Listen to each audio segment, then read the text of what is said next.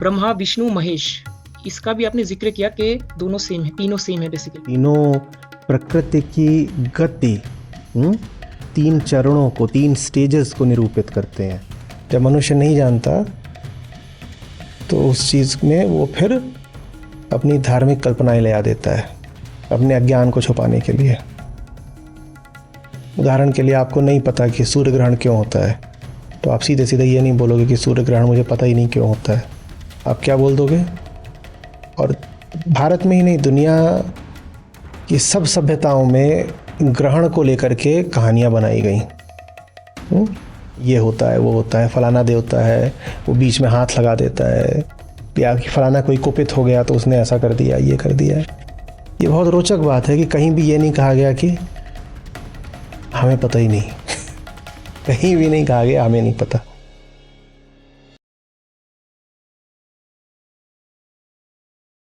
तेजस्विनावधीमस्तु मां विदिष्वावह। हम दोनों में एक साथ तेजस्विता का संचार हो और हम दोनों कभी भी एक दूसरे के प्रति द्वेष भाव न रखें। अहम और आत्मा का यही संबंध है और हमें ये याद रखना है। हम आत्मा के बिना जी नहीं सकता और आत्मा से अधिक वो किसी से द्वेष नहीं रखता।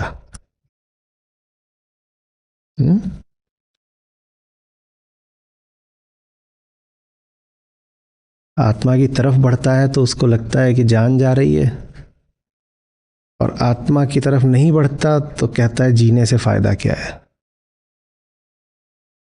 जैसा वो जीता है वैसा उससे जिया नहीं जाता, और आत्मा की तरफ बढ़ता है तो कहता है कि जान ही चली जाएगी। तो उसकी बड़ी विचित्र स्थिति होती है।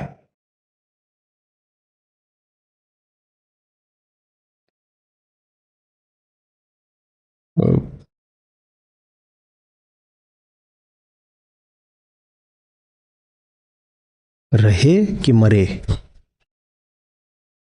रहे कि मरे, जी वो ऐसा रहा है जैसे वो मरा हुआ है।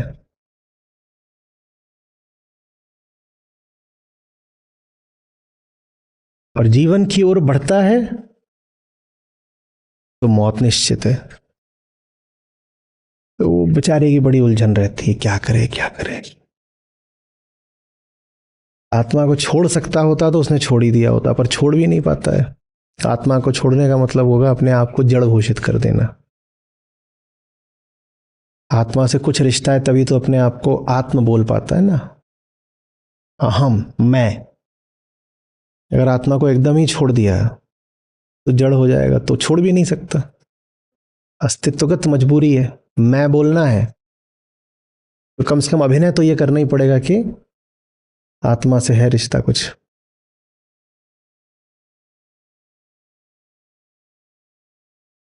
पूरी तरह उधर जाता है तो जान निकलती है। जैसे जैसे जैसे दांत का दर्द, दांत में दर्द हुआ है, दर्द है, सहा भी नहीं जाता,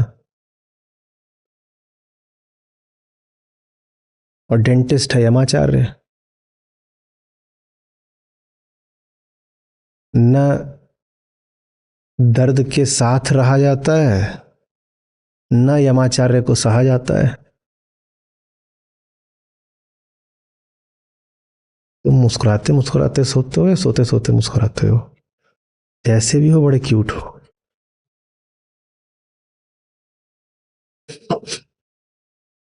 यमाचार्य सुनते ही मुस्कुरा दिया एकदम नींद में। इतना की कौन सी स्थिति में हो अभी? जागृत, स्वप्न, सुषुप्ति, कि बिना माइक के बोल रहे हो?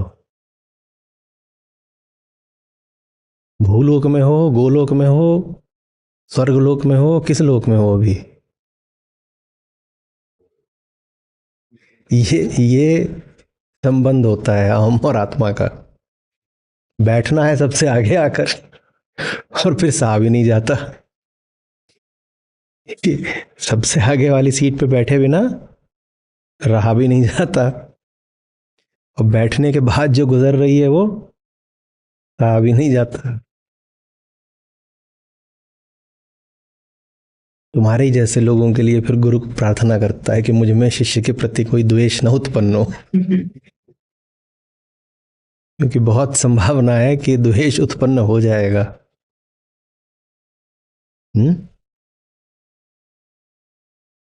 बैठो बैठो बैठो बैठो, ठीक, अब जग गया। जमाचार्य पीछे से आ रहे थे।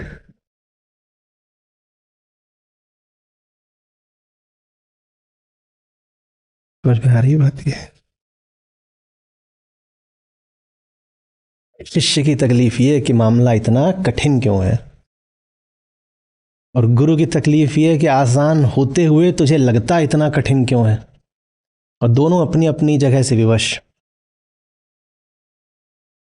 शिष्य ने जो आज तक नहीं देखा उसको देखे कैसे, और गुरु ने जो देख लिया है उसको भुलाए कैसे।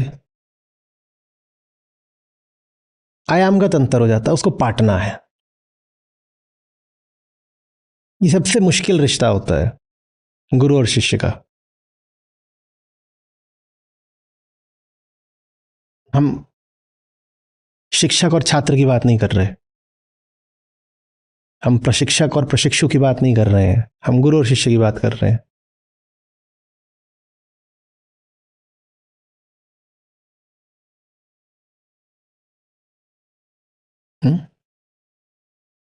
उसने अपनी ही दुनिया देखी है और उसको पूरा विश्वास है कि यही तो दुनिया है,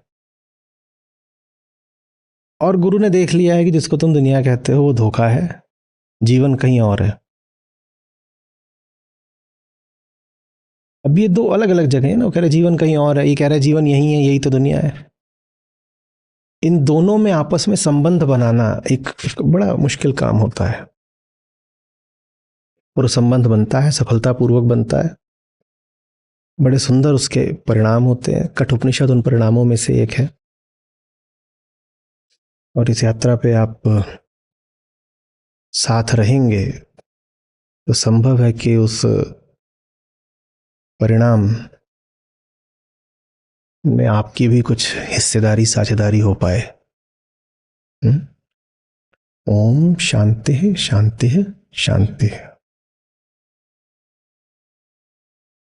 तीनों तरीके के ताप या कष्ट हटे,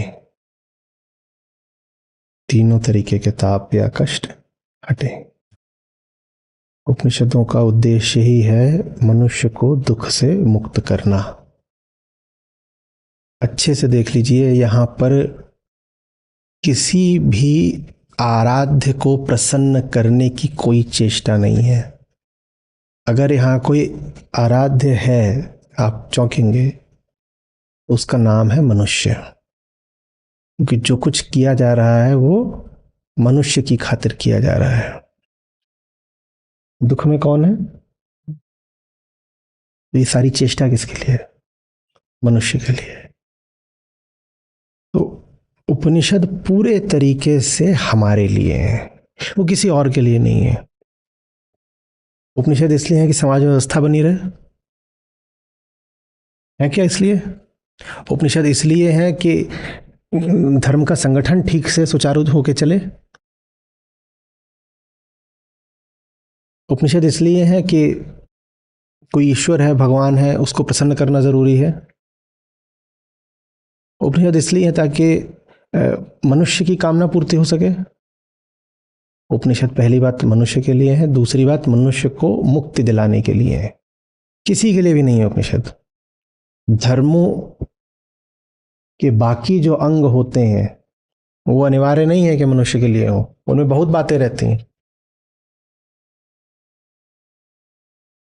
बहुत जगहों पर हो जाता है कि मनुष्य की जिंदगी इसलिए है ताकि वो किसी ऊपरी शक्ति को प्रसन्न कर सके। अब बहुत जगह ऐसा पढ़ोगे कि बंदे तुझे तो दुनिया में भेजा ही इसीलिए गया है ताकि तू अपने मालिक को खुश कर सके, उसकी सेवा कर सके, उसकी प्रार्थना करे, इबादत करे। उपनिषदों में ऐसा कुछ नहीं है कि अरे तुम्हें पृथ्वी पर किसी और के लिए नहीं भेजा गया है, कोई भेजने वाला नहीं है, तुम ही अंत हो। अंत माने हाँ, मंजिल हो, टारगेट हो, objective. Man is the objective, और यहां कोई उद्देश्य नहीं है। और जो मैन है, मनुष्य है, उसकी बेहतरी किसमें है, ये उपनिषद ने पहचान के कहा, उसकी कामना पूर्ति में नहीं, उसको निष्काम कर देने में। कामना की पूर्ति में नहीं, कामना से मुक्ति में। तो ये दो बातें याद रखनी है कि उपनिषद इसलिए नहीं है कि आप पर कोई और प्रसन्न हो जाएगा या किसी और का कोई हित सध जाएगा। उपनिषद सीधे सीधे सिर्फ मनुष्य के लिए है। और दूसरी बात, अगर वो मनुष्य के लिए है तो मनुष्य की इच्छाएं पूरी करने के लिए नहीं है, मनुष्य को उसके अहम तत्व से मुक्ति दिलाने के लिए है। ये उपनिषदों का औचित्य है। 3 प्रकार के ताप कौन से होते हैं? आधि भौतिक ताप कौन से होते हैं?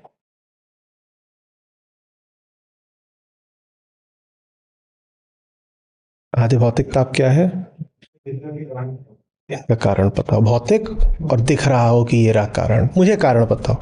कारण हो नहीं, कारण पता हो। कारण पता हो, कारण पता हो माने मुझे लगता हो कि मुझे कारण पता है। उदाहरण के लिए उदाहरण दो। हाथ में दर्द, और आपको कारण पता है कि आपका हाथ दीवार से टकरा गया था तो दर्द है, ठीक है। अब उसके पीछे कारणों में जाओगे तो और बहुत सारे न जाने क्या कारण निकल सकते हैं, लेकिन आपके संतोष के लिए आपको इतना पता है कि आपके हाथ में दर्द है क्योंकि हाथ दीवार से टकरा गया था, इतना आपके लिए पर्याप्त है कि हाँ, हाथ में दर्द है, टकरा गया। ये आधे भौतिक ताप है। या आप परेशान हो क्योंकि आपका पैसा चोरी हो गया, कोई पूछे कि क्या परेशानी है, बोलो पैसा चोरी हो गया, ठीक है। और पैसा चोरी हो गया उसका भी कारण बता दो, कह रहे हैं यहाँ पे कुछ कानून व्यवस्था ठीक नहीं है, ये सब। या ये कि मैंने जरा सी लापरवाही कर दी थी तो कोई आके उठा ले गया। ये आधे भौतिक ताप है। आधे दैविक ताप क्या होते हैं? कारण पता ना हो पर पता किया जा सकता है। भौतिक ही कोई घटना घटी है जो आपको अनुकूल नहीं लग रही है अपने, तो आप दुखी हो रहे हैं, लेकिन यहाँ आपको कारण पता करने की कोई सामर्थ्य नहीं है। जब सामर्थ्य नहीं है तो आपने क्या कह दिया कि ये तो शायद देवताओं की मर्जी है, एक्ट ऑफ गॉड है, मैं नहीं जानता क्यों हुआ है। जब मनुष्य नहीं जानता तो उस चीज में वो फिर अपनी धार्मिक कल्पनाएं ले आ देता है अपने अज्ञान को छुपाने के लिए। उदाहरण के लिए, आपको नहीं पता कि सूर्य ग्रहण क्यों होता है, तो आप सीधे सीधे ये नहीं बोलोगे कि सूर्य ग्रहण मुझे पता ही नहीं क्यों होता है। आप क्या बोल दोगे? और भारत में ही नहीं, दुनिया की सब सभ्यताओं में ग्रहण को लेकर के कहानियां बनाई गई। ये होता है, वो होता है, फलाना देवता है, वो बीच में हाथ लगा देता है, या कि फलाना कोई कुपित हो गया तो उसने ऐसा कर दिया, ये कर दिया। ये बहुत रोचक बात है कि कहीं भी ये नहीं कहा गया कि हमें पता ही नहीं कहीं भी नहीं कहा गया हमें नहीं पता। पृथ्वी सूर्य के इर्द गिर्द घूमती है या सूरज पृथ्वी की, कभी किसी ने नहीं कहा कि हमें नहीं पता। सबने कहा हम बताते हैं ना। और कैसे घूमती है वो भी बता दिया, बोले सूरज आता है घूमने के लिए, सूरज छोटी चीज़ है, पृथ्वी बड़ी है, और सूरज के पास एक रथ है, उसमें 7 घोड़े जुते हुए हैं, सब पूरा बता दिया, एक एक बात बता दी। कोई नहीं निकला जो बोल दे कि हमको पता नहीं है। ये आधे दैविक ताप हैं वो भी प्राकृतिक कारणों से ही, लेकिन आपको कारण चूंकि पता नहीं है इसीलिए आप देवों को कारण बता देते हो, कहते हो कि वो उसकी वजह से हुआ, उसकी वजह से हुआ है। जैसे कि आज से अगर कुछ 100 साल पहले आपको कोई बीमारी लगी होती बैक्टीरियल, तो वो आधिदैविक ताप माना जाता। आज के समय में वो बीमारी कौन सा ताप मानी जाएगी? आधिभौतिक। ठीक है। फिर आता है आध्यात्मिक ताप। उपनिषद वास्तव में उनके ही लिए हैं जिनको ये आध्यात्मिक ताप है, क्योंकि उपनिषदों से उनको कुछ मिल नहीं जाने वाला जो अभी आधिभौतिक आधिदैविक स्तर पर ही अटके हुए हैं, जिसके लिए जीवन की समस्या ही यही है, नया मोबाइल फोन लेना है, पैसे पूरे नहीं पड़ रहे। वो उपनिषद आके क्या करेगा? ऐसा नहीं कि उपनिषदों से लाभ देंगे नहीं, पर उपनिषदों तक उसके आने की संभावना ही बड़ी कम है। उपनिषदों से लाभ उसको मिलता है जिसको ताप होता है बिना किसी कारण के। आधिभौतिक आधिदैविक दोनों में कारण होता है। कि परेशान हो, कोई वजह है। आध्यात्मिक ताप का कोई कारण नहीं होता। आप दुखी हो बिना किसी वजह के, बेचैनी है, पर कोई पूछे वजह बताओ, आप बता नहीं सकते, उसे कहते हैं आध्यात्मिक ताप।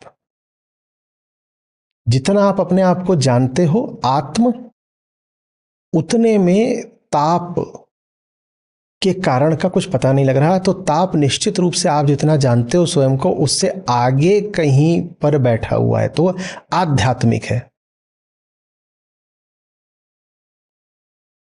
आध्यात्मिक ताप के लिए उपनिषदों के अलावा कोई दवाई नहीं। आधिभौतिक ताप ऐसा है कि उपनिषदों से तो चला ही जाएगा, बिल्कुल, उपनिषद तो हर ताप की काट है, लेकिन आधिभौतिक ताप और चीजों से भी चला जाता है, भले ही थोड़ी देर को। आपका आधिभौतिक ताप हमने कहा इसलिए था कि आपको नया मोबाइल लेना है, मिल नहीं रहा। आप उपनिषदों की शरण में आ जाए तो वहां तो ये हो जाएगा कि देखो, अपने आप से पूछो कि तुमको चाहिए किस लिए, सचमुच चाहिए भी है कि नहीं चाहिए, और ये सब बातें आप अपने आप से पूछो तो ठीक है। उससे हो सकता है कि आपके भीतर जो जलन हो रही थी वो ठंडी पड़े, ठीक है। लेकिन ये भी तो हो सकता है कि उपनिषद की जगह कोई आपको 20-40 हज़ार रुपये पकड़ा गया और उतनी पैसा कम पड़ रहा था मोबाइल में, आप जाके मोबाइल ले आए। कुछ नहीं तो महीने भर के लिए तो जो ये आपका आधिभौतिक ताप था ये चला ही गया। तो उस तरह की चीजों के लिए फिर उपनिषद की कोई विशेष उपयोगिता नहीं रहती है, क्योंकि उपनिषद से बहुत नीचे और बहुत सस्ते उपाय से भी काम चल जाता है। इसी तरीके से आधिदैविक ताप है, वो भी है तो भौतिक ही स्तर का ना। आप परेशान हो, आपको एक बुखार आ रहा था, कोई कारण नहीं पता चल रहा था, तो आपने कह दिया था कि ये जरूर आधिदैविक है। अब जैसे बुखार बिना बताए आया था, वैसे बिना बताए वो चला भी गया, मिट गया ताप, मिट गया ताप, बिना उपनिषद के ही मिट गया ताप। बहुत तरह की होती हैं बीमारियां, आती हैं कई दिनों तक या कुछ हफ्ते परेशान करती हैं और फिर वो स्वयं ही गायब हो जाती हैं, मिट गया ना ताप। उपनिषद तो लगे भी नहीं।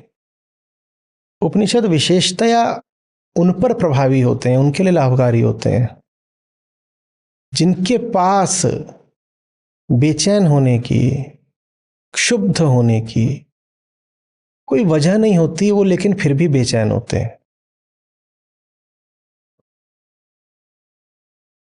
कुछ आ रही? बाकी दोनों प्रकार के ताप अन्य माध्यमों से, अन्य उपायों से भी मिटाए जा सकते हैं। आध्यात्मिक ताप ऐसा है जो उपनिषद के अलावा किसी तरीके से नहीं मिटता है।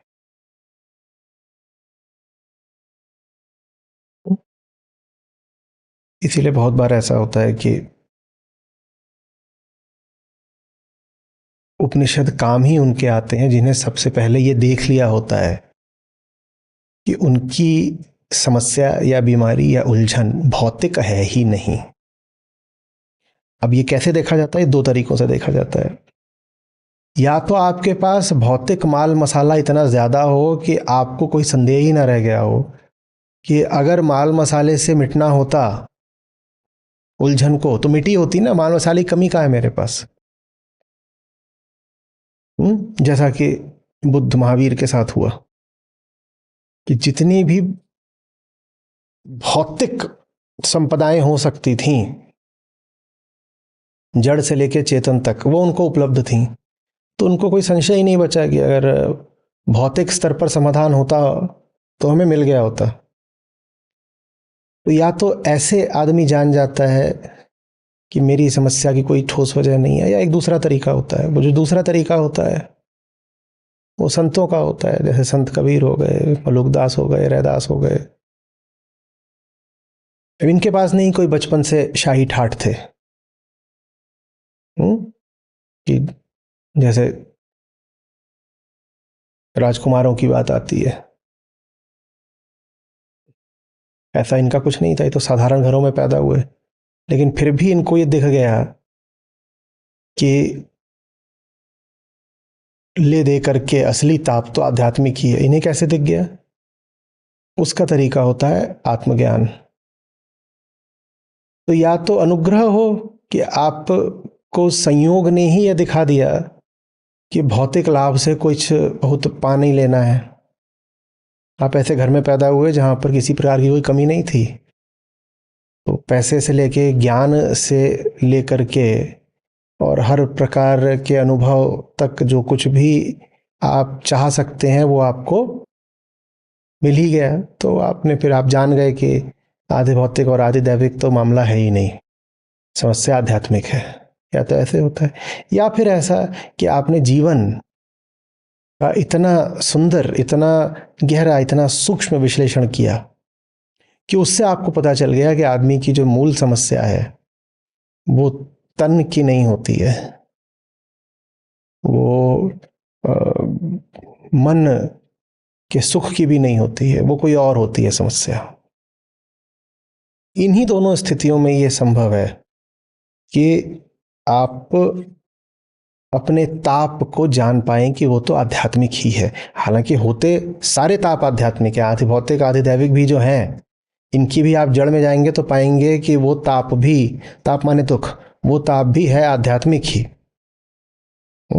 लेकिन साफ साफ ये देख पाना कि दुनिया की कोई भी चीज मुझे मिल जाए,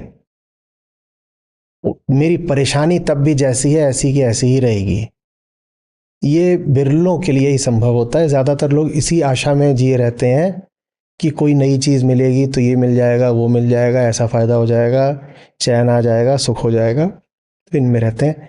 जो लोग इन आशाओं में रहते हैं उनकी आशाएं कई बार भौतिक मार्गों से भी पूरी हो जाती हैं, भले ही कुछ दिन को। क्योंकि उनकी आशाएं भौतिक मार्ग से भी पूरी हो जाती हैं तो उन्हें उपनिषदों का कोई विशेष महत्व प्रतीत नहीं होता। वो कहते हैं कि दूसरे तरीकों से भी तो काम चल ही रहा है ना, ज्ञान वगैरह क्या करना है, वैसे भी ज्ञान में ऊब लगती है, और अगर समझ में आने लग जाता है तो डर लगता है।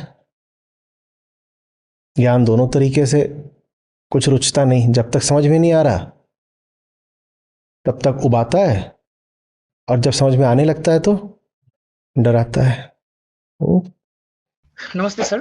बोलिए। आपने आज बताया है कि ये जो ओम होता है उम, और इसके साथ जागृत, स्वप्न और सुषुप्ति, इन दोनों का जो सिमिलरिटी है, दोनों सेम चीज है। ये आपने आपकी लिखी हुई किताब सर्वसार उपनिषद में भी आपने बताया था, और बाकी बहुत से वीडियोस में मैंने सुना है कि आप इन दोनों के साथ ब्रह्मा, विष्णु, महेश, इसका भी आपने जिक्र किया कि दोनों सेम है, तीनों सेम है बेसिकली। लेकिन मेरा ये कॉन्सेप्ट क्लियर नहीं है कि ब्रह्मा, विष्णु, महेश जो है उसका कॉन्सेप्ट मेरे लिए सिर्फ तस्वीर है। मुझे उसका नहीं पता कि इन दोनों के साथ वो प्रकृति है, तीनों प्रकृति की गति, ये तीन चरणों को, तीन स्टेजेस को निरूपित करते हैं। कभी भी गति होती है, मूवमेंट होता है, तो उसमें तीन चीजें हमेशा होती हैं ना। आप कहीं गाड़ी से चलते हो तो तीन चीजें होती हैं उसमें हमेशा। बताओ क्या? आप हो घर में और गाड़ी खड़ी है बाहर, आप जाओगे तो क्या करोगे? सबसे पहले गाड़ी के अंदर जाऊंगा, फिर स्टार्ट करूंगा। तो स्टार्ट करना, ये पहली चीज होती है, गाड़ी को स्टार्ट करना। फिर क्या करोगे? फिर मुझे कहाँ जाना है उसका पता है तो उस दिशा में जाऊंगा। तो गाड़ी का चलना। चलना, जी। ठीक है, ठीक है। और तीसरी चीज क्या होती है? जी, फिर जो गंतव्य स्थल है वहाँ पे पहुँचने के बाद उतर जाना। बंद कर देना, उतर जाना।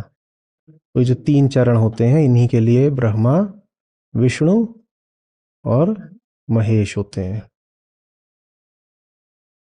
एक का काम है बनाना, एक का काम है चलाना, एक का काम है मिटाना। ओके। लेकिन कुल मिला के ये तीनों क्या बन गए? तीनों को जोड़ दो तो क्या है ये? चेतना की 3 स्थितियाँ, 3 तीनों को संयुक्त नाम दे सकते हो, प्रकृति। प्रकृति। तो ये तीनों प्रकृति के ही अंतर्गत आते हैं। जी। ब्रह्म और ब्रह्मा में अंतर है। तो ब्रह्मा कहाँ है? प्रकृति के पार है। अभी बात हुई ना। ब्रह्मा कहाँ है? ब्रह्मा ओके हाँ। प्रकृति के अंदर है। और ब्रह्म कहाँ है? वो प्रकृति के बाहर है। हाँ, बहुत अंतर आ जाता है। जी, जी। 2 तरह के धर्म होते हैं फिर, एक ब्रह्म वाला और एक। ब्रह्मा वाला। और हम अच्छे तरीके से जानते हैं कि अगर ये अहम है तो एक तरफ जो है दूसरा उससे बिल्कुल विपरीत है। एक तरफ सत्य और एक तरफ असत्य है। जी, बिल्कुल। हम्म? जी। इसीलिए शिव और शंकर में भी अंतर देखना आवश्यक है। हुँ, हुँ। हम्म? इसीलिए शिव सूत्र होते हैं। और आदि शंकर ने बोला शिवोहम। जी। नाम उनका क्या था? शंकर। पर बोल क्या रहे हैं? मतलब समझ रहे हो ना? हाँ, शिव क्या है? सत्य मात्र, आत्मा मात्र। जबकि शंकर क्या है? वो प्रकृति को, हाँ, वो प्रकृति को अंततः एक विश्राम प्रलय की स्थिति में ले आ देने वाले हैं।